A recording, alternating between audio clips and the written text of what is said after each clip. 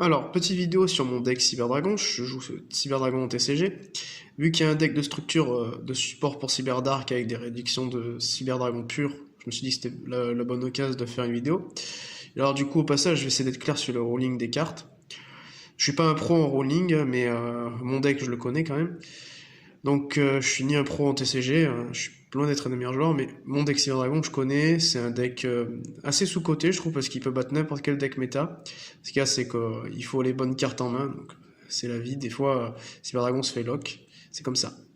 Alors, Noyau, son premier effet, c'est quand il touche le terrain, vous devez obligatoirement déclarer l'effet de tuto INMP Cyber. Son deuxième effet, c'est quand il est dans le cimetière, vous pouvez le ban en coup. Si vous n'avez aucun monstre sur votre terrain, et l'adversaire en contrôle au moins 1, et vous pouvez spé un monstre de l'archétype Cyberdragon. Pas Cyberdragon, un monstre de l'archétype Cyberdragon. Et cette carte a sur son texte, vous ne pouvez utiliser qu'un effet et qu'une fois uniquement le tour. Donc en fait, si vous déclarez un des deux effets, vous ne pouvez pas déclarer l'autre effet ou une deuxième fois le même. Même si vous vous faites annuler, c'est une seule déclaration. Tentez de tuto, ça passe pas, vous pouvez plus rien faire comme effet avec Noyau. Tentez de le ban, ça passe pas, vous pouvez plus rien faire. Si ça se résout, vous pouvez plus rien faire non plus. C'est comme ça. Après, je joue 3 Hz. Pourquoi 3 Hz? Alors, moi j'en joue 3. Je pense qu'une decklist compétitive peut en jouer peut-être 2. La vraie raison, c'est que c'est tellement bien quand on a lui plus le soldat galactique en main, je trouve que c'est pas mal d'en jouer 3. Après, 3 ou 2, je pense que c'est le meilleur ratio. Si vous en jouez que 2, il faut compenser par des staples, des bonnes cartes passe-partout, qui sont fortes. Il a deux effets. Quand il est envoyé au cimetière, vous pouvez tuto un Cyberdragon, donc que l'originel. Vous pouvez tuto que lui. Et dans le cimetière, vous pouvez en remonter un à votre main, donc n'importe lequel, sauf le Hertz qui déclare son effet. Admettons ces deux-là sont déjà dans votre cimetière. Lui, il déclare son effet. Et bien vous pouvez récupérer un des deux-là, mais vous ne pouvez pas récupérer celui qui déclare l'effet. C'est pas possible. Et du coup, vous pouvez vous prendre H et Gospel. Et même si vous n'avez pas de possibilité de remonter un monstre à votre main depuis le cimetière, vous pouvez quand même prendre Gospel.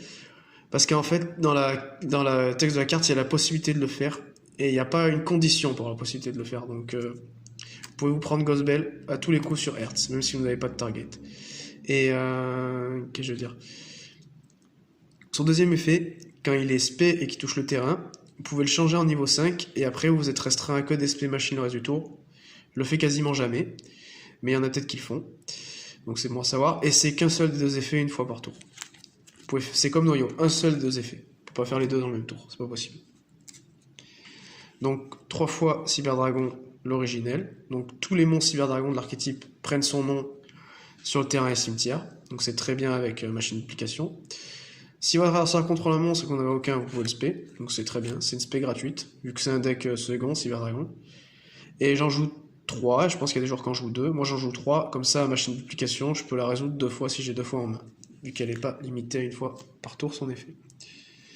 Là, je joue 3 en acheteur. Alors, pourquoi j'en joue 3?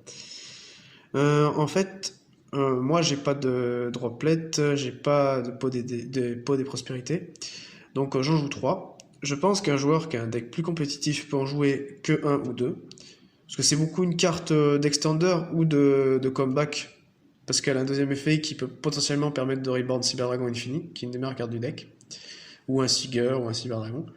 Donc premier effet, c'est un effet qui se déclare, vous pouvez défausser un monstre, donc n'importe quoi, hein, c'est pas forcément en lumière, pour tenter de le spé. Une fois qu'il touche le terrain, vous pouvez tenter de déclarer son effet, de faire Monster Reborn sur un monstre machine qui a 2100 d'attaque ou défense. Ça cible bien le monstre que vous voulez réinvoquer. Donc vous pouvez prendre Appelé par la tombe, Corbeau d'aider, une carte qui cible une carte dans le cimetière. Et si vous réussissez à faire l'effet de faire Monster Reborn sur le Cyberdragon machine, si ça passe, après ça vous êtes restreint qu'à des spé machine. Donc faut faire attention quand vous le jouez. Moi je m'en sers principalement soit comme extender sur mon premier tour, pour faire plus de spé. Des fois, je déclare même pas l'effet de reborn. Par contre, si j'ai déjà fait un tour, que j'ai pas OTK et que j'ai pas perdu pendant l'autre tour d'adversaire, ça revient à mon tour, je m'en sers souvent pour reborn infini, pour récupérer vite une negate, ou pour reborn un Chimera Tech ou un Seeger, mais le plus souvent c'est infini. Lui, c'est un peu la carte de comeback, en gros. Après, je joue de soldat galactique. Il peut bien comboter avec Hertz, par exemple.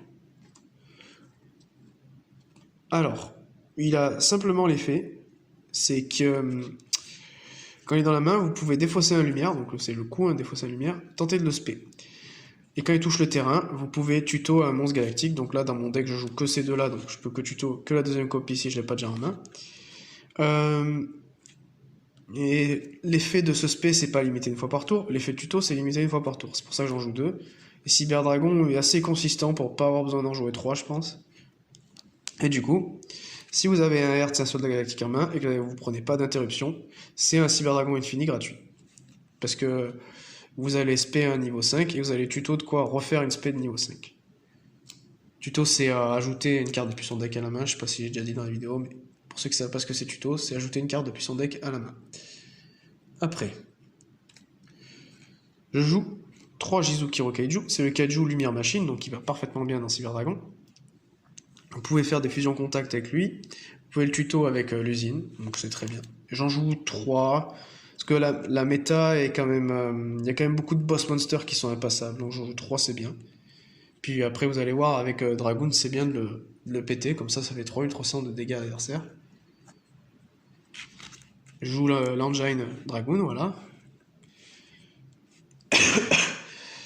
Si vous prenez H sur la fusion, si vous avez la fusion en main et que vous tentez de la jouer, si vous prenez H, c'est fin de tour. Hein. Parce que l'effet de la fusion, il va pas passer, mais la restriction que vous pouvez que poser un monstre ce tour, ça va marcher, parce que la carte sera quand même été activée. Donc si vous l'avez en main, attention à pas prendre une H, hein. Sinon c'est mort.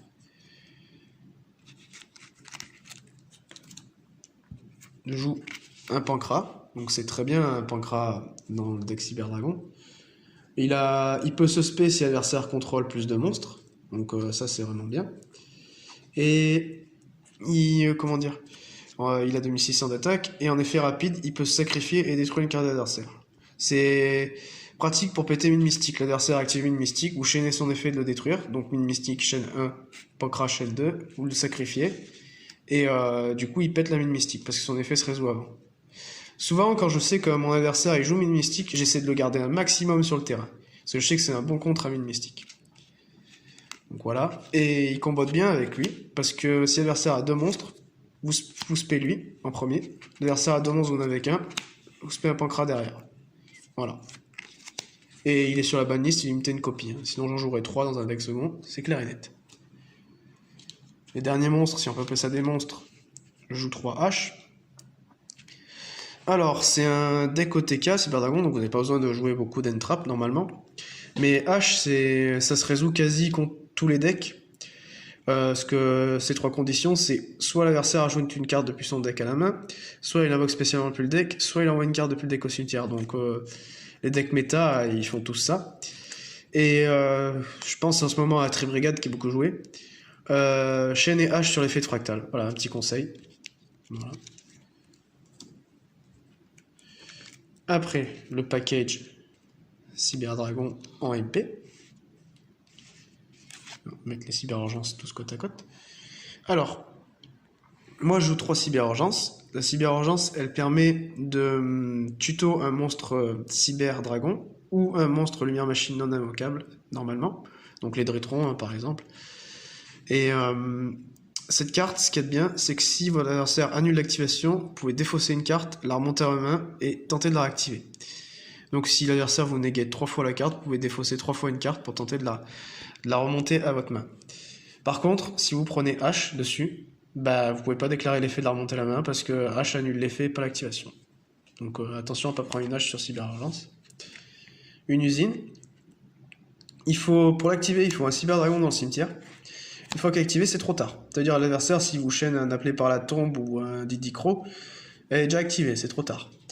Et quand vous l'activez, si vous avez 3 cyberdragons au moment de l'activation, vous pouvez faire les 2 effets, ce qui n'arrive pas souvent. Mais c'est quand même bon à savoir. Donc le premier effet, c'est ajouter un monstre lumière machine puis son deck à sa main. Donc ça peut tuto le soldat galactique ou le kaiju, plus tous les cyberdragons. En général, je m'en sers pour tuto soldat galactique ou le kaiju si l'adversaire a vraiment un monstre chiant à gérer. Et les deux effets. Si vous pouvez faire les deux effets, si je dis pas de conneries, je suis pas sûr à 100%, l'effet de remettre une carte dans le deck se résout en premier. Parce que son deuxième effet, c'est remettre une monstre lunaire machine dans le deck. Ça, je suis pas sûr à 100%, je le fais tellement jamais. Débordement cybernétique, la piège du deck, elle est très très forte. Son premier effet, c'est que vous pouvez ban des cyberdragons puis votre main terrain au cimetière de niveau différent. Et c'est l'effet, hein, c'est pas un coup. Donc vous pouvez prendre Ghostbell sur l'activation de cette carte, vous pouvez vous prendre Ghostbell. Et vous chaînez la carte, vous prenez Ghostbell, vous bannissez même pas vos monstres, c'est l'effet entier. Donc Ghostbell, la carte ne se résout pas. Donc attention à pas se prendre Ghostbell. Et si vous avez banni un monstre, vous pouvez péter une carte adversaire sans la cibler. Si vous avez banni deux monstres, vous pouvez péter deux cartes. Si vous avez banni trois, vous pétez trois cartes, etc. Donc c'est très fort. Quand je sais que l'adversaire joue un accès codeur, je la garde pour lui péter son access code. Parce que accès codeur, on peut pas chaîner à la réponse de l'effet d'accès codeur, mais quand il touche le terrain, on peut chaîner une carte. Donc je chaîne débordement cybernétique pour péter son access code. Après, il peut quand même faire l'effet, je crois, de booster son monstre, mais vu qu'il va être détruit, ça sert à rien. Voilà, donc par exemple, je la garde pour péter un accès codeur. Après, ça peut être bien pour péter une carte de terrain chiante, enfin... Son deuxième effet, par contre, c'est quand elle est détruite par un effet de carte, il faut se cacher au face recto, et ben vous pouvez tuto une MP cyber, donc usine ou cyber urgence. Et je crois que ça marche même sur une copie d'elle-même, parce qu'il n'y a rien qui contre-indique ça sur elle, donc je pense que ça marche sur une copie d'elle-même aussi. Qu'est-ce que j'ai oublié de dire sur cette carte? Ah oui, les deux effets, c'est une fois par tour, mais vous pouvez faire les deux effets. Genre l'adversaire, il vous fait un plumeau, par exemple, il vous pète votre carte, vous la chaînez. Vous pouvez résoudre l'effet de la carte sur le terrain, et quand elle touche le cimetière, vous pouvez faire l'effet de tuto. Les deux effets marchent. Les deux effets, c'est bien une fois par tour, mais les deux effets marchent. Voilà, ça c'est le petit package pour péter les magies pièges de l'adversaire. Donc 2 orages foudroyants, pour ceux qui connaissent pas, ou si vous contrôlez aucune carte face recto, vous pouvez l'activer. Et quand on active orage foudroyant, on peut déclarer de péter toutes les magies pièges adverses ou tous les monstres en mode attaque. Donc c'est quand même polyvalent, parce que dans la méta, il n'y a pas tant de decks qui ont des monstres qui sont protégés de la destruction. Donc c'est assez polyvalent au final. Et un plumeau, il est à une copie sur la banlist, il détruit toutes les MP sans condition, donc c'est très fort. Si j'avais un troisième orage, j'en jouerais 3, et le plumeau en plus. Et je finis sur 3 Infinite. Alors, pourquoi 3 Infinite alors que Cyberdragon n'a pas vraiment besoin d'entrap? Bah, dans la méta, c'est comme H, hein, ça peut se résoudre contre tout. Après, Infinite, ce que je recommande, c'est de la jouer... comment dire? Si vous connaissez pas le deck adverse, de la garder pour votre tour. Comme ça, s'il a un boss monster en draw phase ou en main phase 1, vous lui mettez Infinite sur le monstre qui vous fait chier. Sinon, si vous êtes sûr de stopper le tour d'adversaire, c'est bien de la claquer sur un effet de monstre. Il faut être sûr de stopper le tour d'adversaire. Si vous la claquez et que vous stoppez pas le tour d'adversaire, c'est vraiment du gaspillage. C'est mieux de la garder pour le prochain tour. Et par exemple, un deck Cyberdragon où l'adversaire va me faire commencer premier, ça peut être bien de la set en plus pour avoir en plus de mes negates de premier tour avec Infini et Dragoon, d'avoir une carte face cachée.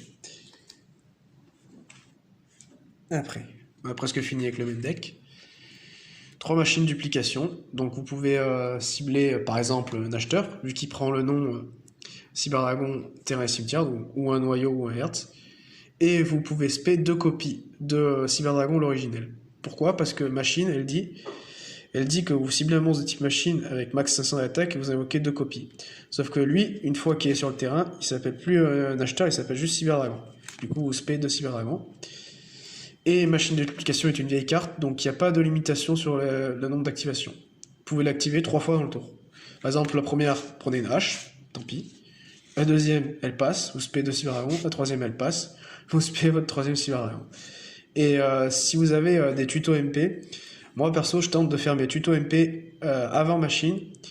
De toute façon, normalement, vous n'avez pas de monstre sur le terrain, mais au cas où, parce que je préfère me prendre une hache sur une tuto MP que sur machine. Machine duplication est vraiment très forte. C'est comme le soldat galactique et Hertz, c'est un Cyberdragon Infini gratuit. Et si vous avez 2 machines, c'est encore plus. Et là, je joue une fusion en surcharge, donc on peut spé une fusion machine ténèbres en bannissant les matériels depuis le cimetière. Donc je vais montrer extra deck juste après, donc vous verrez. Et j'en joue qu'une copie parce que je joue l'anaconda vert dans mon deck, donc une copie suffit. Super Poly en une copie parce que pour la même raison que je joue l'Anaconda vert dans l'extra deck, donc j'expliquerai les effets pour ceux qui connaissent pas. Et je joue 2 targets que je montrerai. Et pour ceux qui savent pas, c'est une spell speed 2 et pas une 4, comme certains disent. Mais on peut pas répondre à l'activation de la carte, par contre. Et pourquoi je dis c'est des spell speed 2? Parce qu'il y en a qui disent c'est des spell speed 4 parce qu'on peut pas répondre, c'est pas vrai. Votre adversaire il vous fait une contre-piège, vous peut pas la chaîner, donc c'est bien une spell speed 2. L'extra deck. Alors, un Seeger, il demande un Monstre Machine plus un Cyberdragon, donc il est pas très dur à invoquer dans le deck. Et il a pour effet que quand aucun monstre n'a déclaré une attaque, vous pouvez booster un Monstre Machine qui a déjà 2100 et le booster de 2100 de plus. Et si vous le faites, personne ne reçoit de dommages de ce monstre, il y a marqué sur le texte. Sauf que ce monstre, c'est Seeger. Le texte en français, donc sur cette carte, c'est le texte qui mène à confusion. En français, c'est marqué le monstre est boosté et ce monstre ne fait pas de dommages. Donc le monstre, on parle potentiellement d'une autre carte que Seeger, potentiellement. Et ce monstre, on parle bien de Seeger. Donc c'est bien notifié la différence entre le et ce. Et en anglais, c'est this and that. Donc en anglais, ça mène beaucoup moins à confusion. Un Boudragon démarré et un Star Vision, enfin, Dragon Fusion à Venin affamé. Donc ça combotte avec la petite Super Poly. Lui, ses matériaux, c'est 2 monstres ténèbres. Donc dans la méta, ça se trouve assez facilement. Lui, c'est 2 monstres, même attributs, mais types différents. Donc c'est mes 2 targets à Super Poly. Donc Super Poly, quand vous la jouez, vous défaussez une carte, l'adversaire ne peut pas répondre à l'activation. Dragon Fusion Venin affamé, il a plusieurs effets qui sont quand même bons. Quand il est SP, il peut cibler un monstre, invoquer SP de l'adversaire et gagner une attaque égale au monstre.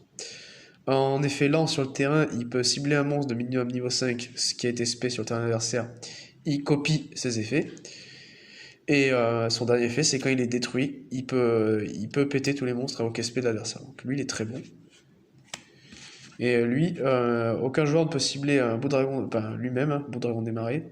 Et les autres monstres du même attribut que lui. Et en effet rapide, il peut changer son attribut. Donc très bon pour protéger ses monstres. Je déclare lumière avec lui en général. Pas tout le temps, mais très souvent. Un Nova.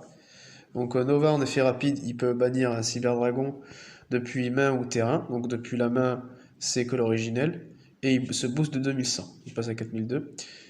Et oui, j'ai oublié de mentionner tout à l'heure pour débordement cybernétique, c'est pareil. Quand on banne de la main pour l'effet de débordement cybernétique, c'est que l'originel depuis la main. C'est la piège Cyberdragon, si vous vous rappelez de quelle carte je parle.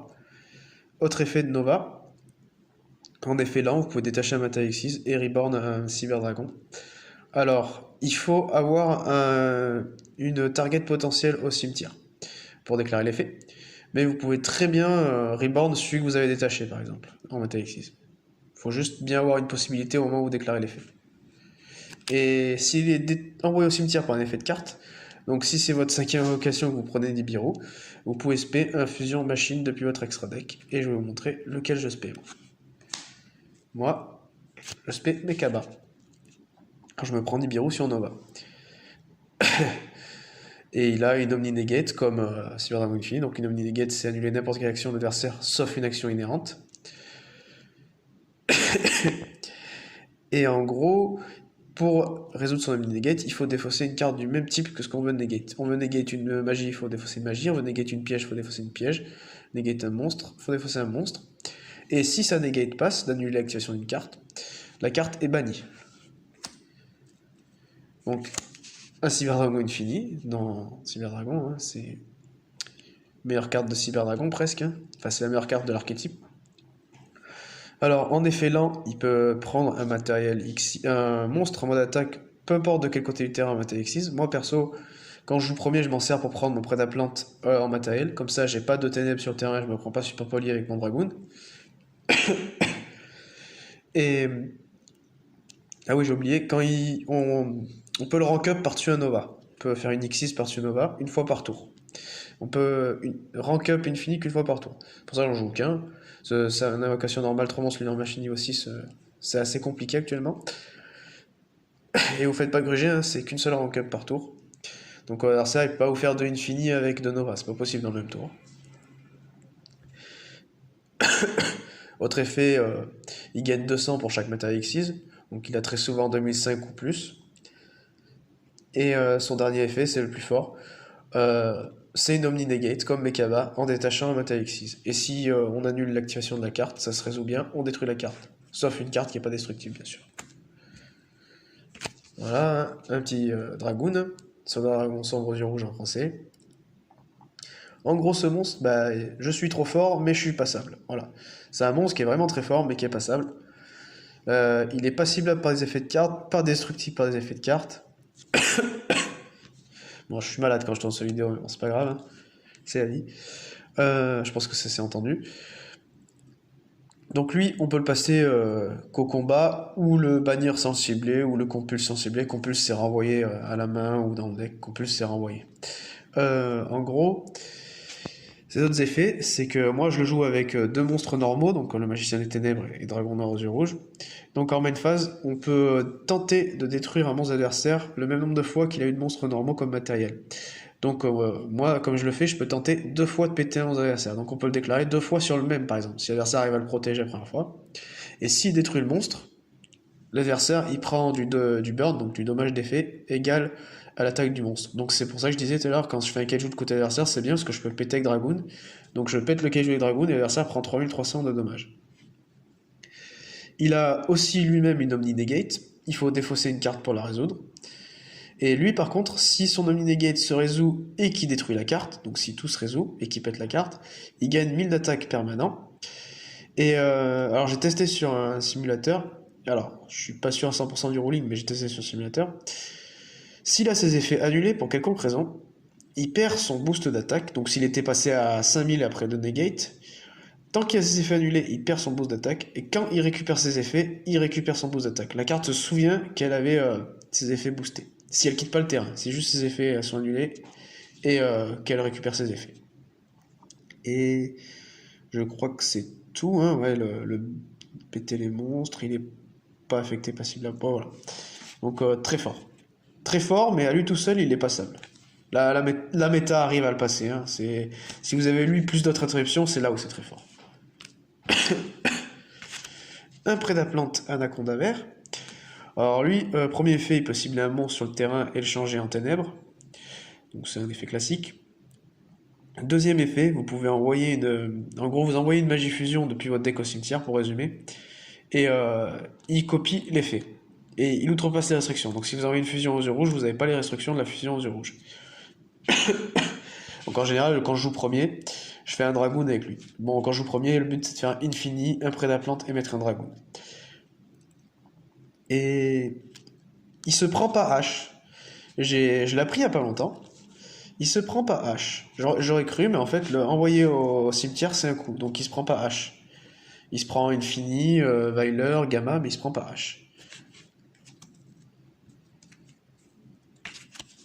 Donc oui, avec Prédaplante, j'envoie ma fusion surcharge, ma super poly ou ma fusion red eyes au cimetière.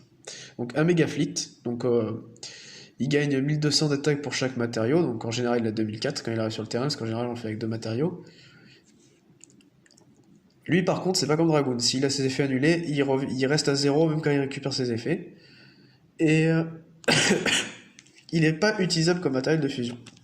Il se prend pas super poli quoi. Et qu'est-ce qu'il y a d'autre? Ah oui. Donc ces matériaux, c'est un monstre cyberdragon plus un monstre de la zone extra. Ce qui est bien, c'est que contre une régate, si vous faites une Appaloosa dans la zone extra, et ben vous pouvez faire, vous spé votre cyberdragon originel, ça déclare pas de chaîne. Si l'adversaire a pas d'interrupt, vous faites méga fleet. Et puis c'est tout, hein. Voilà. Une bonne carte pour passer Appaloosa par exemple. Techno Chimère. Donc lui c'est quasiment comme méga fleet. Ah oui, et j'ai oublié de préciser, ces deux monstres, c'est des fusions contact, on n'utilise pas polymérisation, donc on peut utiliser des monstres de l'adversaire. Donc Techno Chimère, lui, il a comment dire, il pareil, non utilisable comme matériel de fusion, il gagne 1000 pour chaque matériau, et s'il perd ses effets, il revient à 0 et il reste à 0. Et lui, c'est un cyberdragon plus un monstre machine, donc par exemple un cyberdragon plus un kaiju. Ou si vous jouez contre un deck machine, ou si vous avez ça à un DOS, la X6 qui fait tournoi en effet rapide, bah vous pouvez faire Chimère attaque avec. Un petit plat de la Constellée. Fut un temps, je le jouais, j'avais arrêté de le jouer. Maintenant, je le rejoue parce que dans la méta, c'est pas mal en fait. De pouvoir compulse une carte. Donc, compulse, c'est renvoyer une carte à la main. Ou au deck. Là, lui, c'est à la main. Et en gros, ce qui est bien, c'est que c'est un effet rapide. Donc, des fois, votre adversaire, il va faire ses links. Donc, il va faire une link 2 qui a un effet lent. Bah, vous faites effet de Pleiades dessus. Vous compulse sa link. Vu que c'est un effet lent, il peut pas chaîner l'effet. Et du coup, il aura fait une link 2 pour rien. Ce qui est bien, c'est que c'est avec les kaiju aussi. Vous faites un kaiju de côté adversaire, vous ciblez le kaiju, vous pouvez le remonter à votre main. Et bon à savoir, il peut se cibler lui-même avec l'effet. Donc par exemple, l'adversaire tente de le détruire, bah, vous chaînez, vous le remettez dans votre extra deck, par exemple. Un renoncer anima, ça c'est pour les joueurs qui placent mal leurs cartes, ou quand je mets un kaiju de côté adversaire, je le mets toujours dans la zone extra, en face de la zone extra. Il demande un monstre de niveau 1, jeton exclu, donc un Hertz par exemple, ou un acheteur. Et en gros, lui, il peut cibler un monstre qui pointe, donc il a qu'une flèche, donc en général, c'est qu'un monstre. Et il le prend en équipement et il gagne l'attaque d'origine du monstre. Donc par exemple, sur un jeton Nibiru, il aura 0 d'attaque. Même si le jeton a 15 000, son origine c'est point d'interrogation, donc il aura 0 d'attaque sur un jeton Nibiru. Mais par exemple, si je prends un kaiju Jizukiru, il aura 3300. Donc c'est bien pour récupérer mon kaiju, pour virer mon kaiju s'il m'embête, ou pour simplement punir les joueurs qui placent mal leurs cartes. Un Salamandre Grand Almirage, donc lui c'est pour c'est pour mettre noyau au cimetière. Quand je norme noyau, en général je fais une link avec Almirage derrière, comme ça si j'ai tuto l'usine ou que j'avais déjà l'usine avec noyau, et ben j'ai un Cyberdragon dans le cimetière, je peux jouer usine. Lui de monstre, un monstre invoqué énorme, maximum d'attaque. Dans mon deck c'est principalement noyau, ça peut être un autre, mais en général c'est noyau. Et il a un bon effet rapide, c'est qu'il peut se sacrifier et il protège un de vos monstres de la destruction des effets de cartes adverses le reste du tour. Enfin, le tour entier où vous jouez son effet. Ce qu'il y a de bien, c'est que par exemple, si j'arrive pas à faire mon dragoon, j'ai qu'un pauvre infini sur le terrain. Pendant la draw phase, moi je finis mon premier tour, pendant la draw phase adversaire, je le sacrifie, je protège mon infini.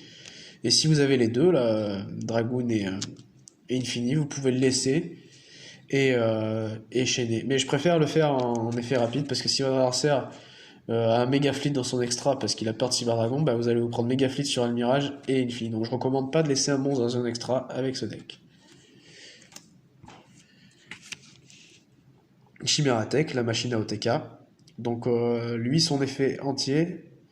Alors d'abord, je vais parler de son effet quand il touche le terrain. Quand il touche le terrain, il peut péter autant de magie piège qu'il a eu de matériel pour son invocation fusion. Donc lui, c'est minimum 2, donc c'est au moins 2 monstres, un Cyberdragon inclus. Non, c'est que des bons Cyberdragons d'ailleurs, de l'archétype bien sûr. Et en gros, si vous avez fait 2 matériaux pour l'invoquer, vous pouvez péter 2 magie piège, ça marche sur vos propres cartes, vous pouvez péter un débordement cybernétique pour tuto. Et son deuxième effet, c'est en effet lent, c'est l'effet entier. Vous pouvez envoyer max 2 monstres lumière machine depuis votre deck au cimetière. Donc par exemple, vous envoyez un Hertz à un acheteur, ou un Hertz et un noyau. Vous pouvez déclencher l'effet de Hertz pour remonter noyau ou acheteur à votre main, ce qui est pas mal. Et il gagne 2 attaques supplémentaires. C'est l'effet entier, donc si votre adversaire vous fait infini dessus, vous pouvez même pas envoyer les matériaux au cimetière. C'est pas un coup d'envoyer au cimetière. Et du coup, si vous faites l'effet, il gagne 2 attaques, donc il attaque 3 fois. Et si vous l'avez boosté avec Sigurd, c'est un monstre qui a 4002 qui attaque 3 fois. C'est une machine à OTK. Et je le résous avec fusion surcharge, vu que c'est une fusion machine ténèbres. Et un petit Durandal artefact. Ça, c'est pour quand je joue premier et que j'ai machine de dupe et que je peux vraiment externe. C'est déjà infini que j'ai encore 2 monstres de niveau 5. Et bah lui, ce qui est bien, c'est que il peut annuler un effet de monstre ou une magie piège normale. Donc c'est un petit peu plus situationnel comme effet, bon, c'est quand même correct. Et on détache un matériel X6 et on change l'effet de l'adversaire par détruisez une carte magie piège de votre adversaire. Alors, comment ça se résout? En fait, si je chaîne ça sur un effet de mon adversaire, il va péter une de mes MP à la place. Donc si j'ai débordement cybernétique, c'est bien pour péter mon débordement cybernétique et tuto derrière. Et son autre effet, c'est en main phase, je peux détacher un matériel X6 et les 2 joueurs remettent toute leur main dans le deck et piochent le même nombre de cartes. Ce qui est bien, c'est que ça peut permettre de tuto une hache ou une infini, enfin piocher une hache ou une infini. Ou si vraiment j'ai une carte qui me sert pas dans la situation, je la remets dans le deck et je récupère autre chose. Mais vraiment, c'est l'effet de negate qui est bien. Donc quand je joue premier, ça peut être une negate de plus. Voilà. Mais bon, premier en général, j'ai que Infinity Dragoon. Si vous avez lui, en plus, c'est vraiment que vous avez une main God Mode, quoi. Mais ça reste pas mal. En gros, c'est lui quand je joue premier, ma deuxième X6-5, et c'est Plades quand je joue deuxième. Même en side deck, je joue 3 jugements solennels. Donc, jugement solennel, c'est une contre-piège qui dit que lorsque un monstre est invoqué ou une magie piège est activée, on peut la chaîner pour le prix de la moitié de ses points de vie et annuler l'activation et la détruire. Donc, ça peut être très fort si c'est placé au bon moment. Ça, je la rentre quand je gagne la première manche et que je suis quasi sûr que mon adversaire va me faire jouer premier. Du coup, je rentre 3 jugements solennels. C'est un peu mon side de jouer premier. Donc ça, je le rentre quasi tout le temps si je gagne la première manche parce que les bons joueurs savent que Sidra peine à jouer premier. Donc c'est pour ça que je la rentre quasi systématiquement si je gagne la première. En complément, je mets une débordement cinétique en plus. Comme ça, j'ai 2 copies en main deck après. Et ça me donne plus de chances de l'avoir en main de départ. Comme ça, j'ai pas à la tuto avec l'effet de noyau. Je peux tuto autre chose pour faire plus facilement Infini et Dragoon sur le terrain. Si j'ai L plus jugement solennel, c'est vraiment bien. Après, ça se passe pas toujours comme ça, mais c'est important de rentrer du side. Donc c'est un peu contradictoire de rentrer des pièges dans un deck qui veut au TK. Mais vu que l'adversaire va vous faire jouer premier, je trouve que c'est pas mal. Après, je joue 2 super polymes de plus en side. Ça, c'est tout simplement si mon adversaire il a des targets mais Bout Dragon démarré et Star Venom dans l'extra deck.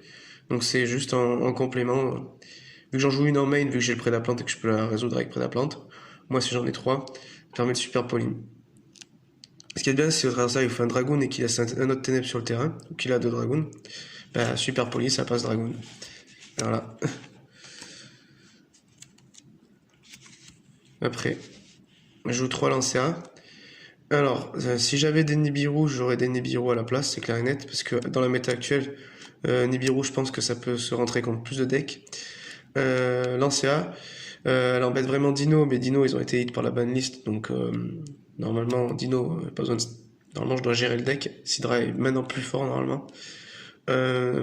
Qu'est-ce qu'il y a d'autre? Elle est très forte, je trouve, contre Tribrigade. Le Tribrigade a besoin de bannir ses monstres pour faire des links. Et elle est pas mal contre Virtual World. Elle n'empêche pas de jouer un deck Virtual World, elle le ralentit juste.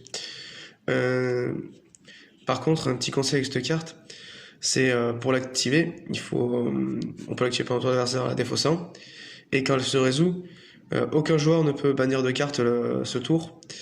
Par contre, ce qu'il y a de vraiment, comment dire, ce qu'il y a vraiment à faire attention, c'est si votre adversaire, il a pas de monstre sur le terrain, il peut vous faire gamma.